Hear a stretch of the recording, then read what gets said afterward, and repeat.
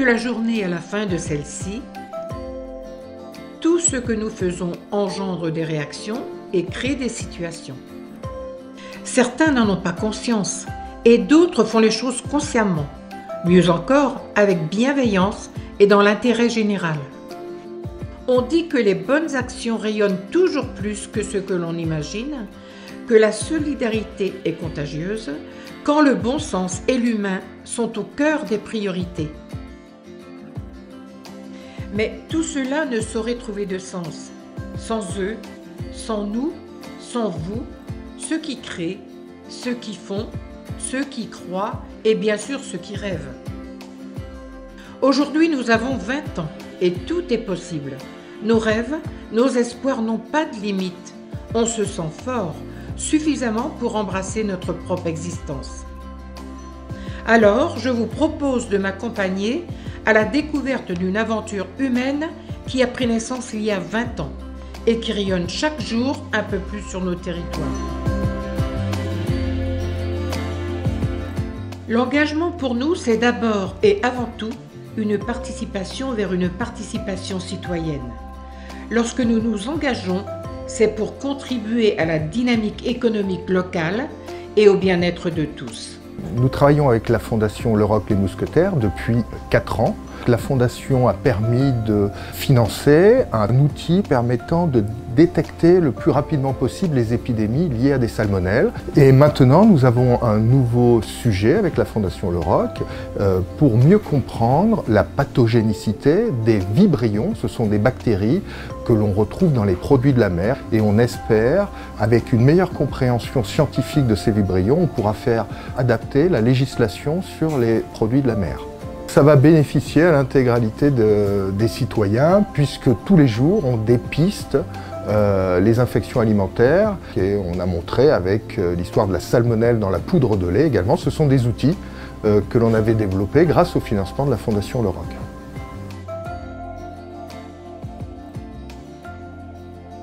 Je suis Michel Jolivet, président de la station de Trébillon-Concarneau depuis 1999.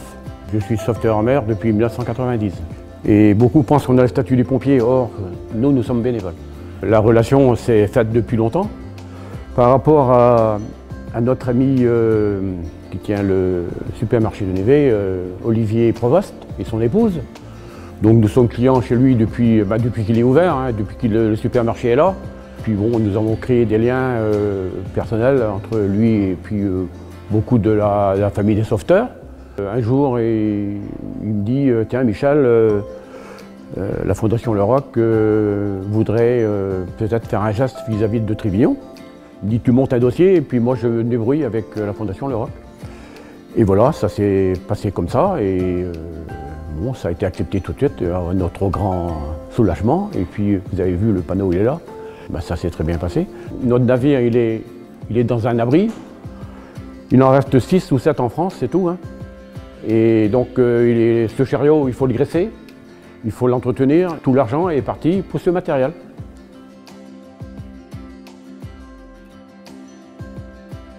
Et merci beaucoup à la Fondation. Accompagner les autres, croire aux belles idées, donner un peu d'encre pour que s'écrive l'histoire.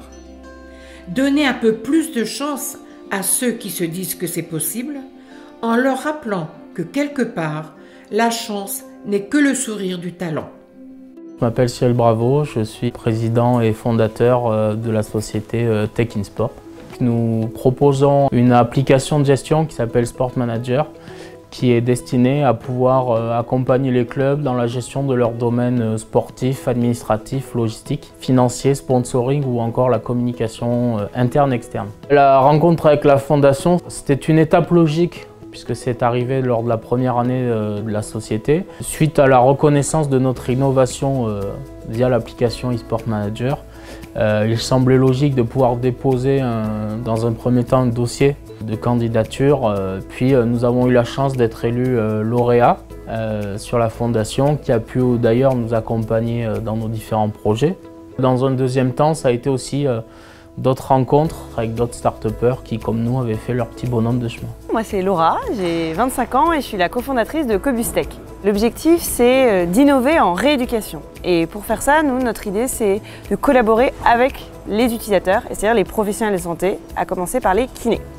Et donc la première chose qu'on a fait avec eux en co-conception, c'est de développer une application qui leur permet de faire leur suivi de façon digitale, d'interagir plus facilement avec le patient en séance et tous les autres professionnels qui peuvent être impliqués. Alors nous, on a rencontré la Fondation Le Roc en novembre 2016 parce qu'on a remporté le premier prix du concours Coup de pouce. C'était la première fois que quelqu'un nous disait « bah oui, on croit en votre projet et continuez comme ça ».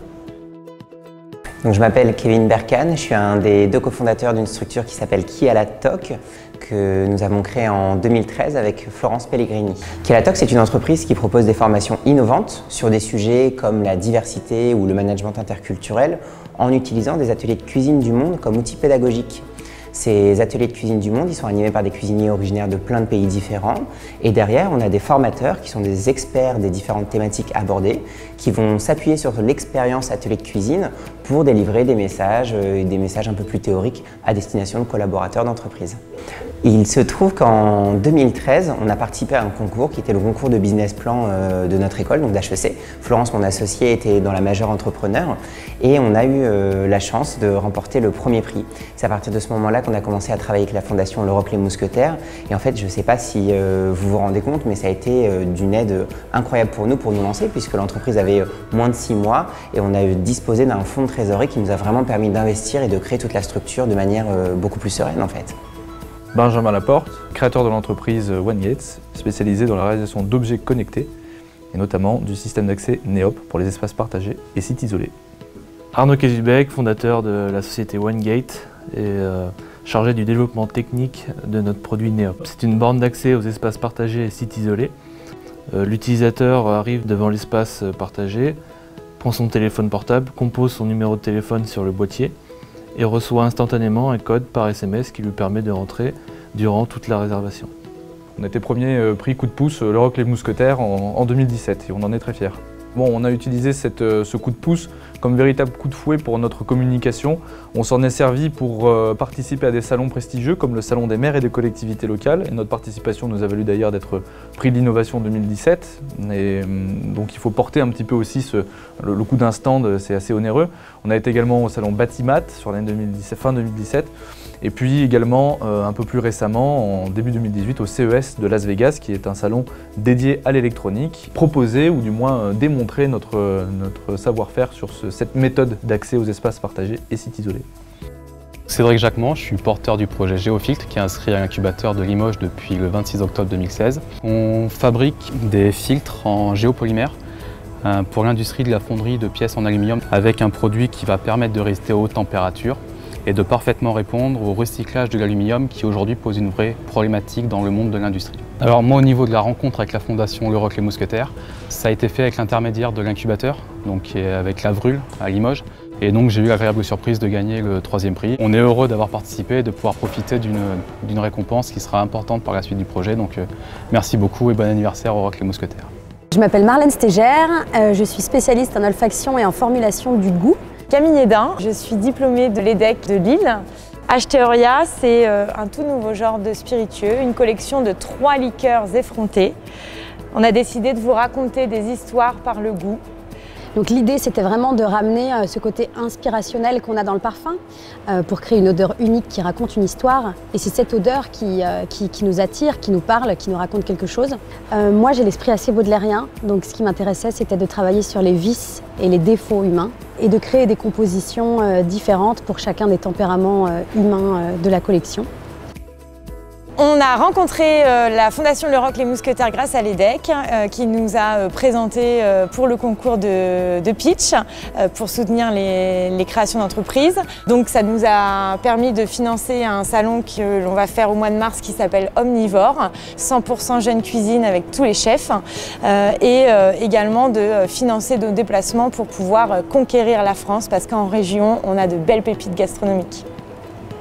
On a été aussi super touchés au fait qu'on revienne à l'essentiel, on va dire l'essence même du rayonnement de la France en termes de gastronomie, en termes de luxe.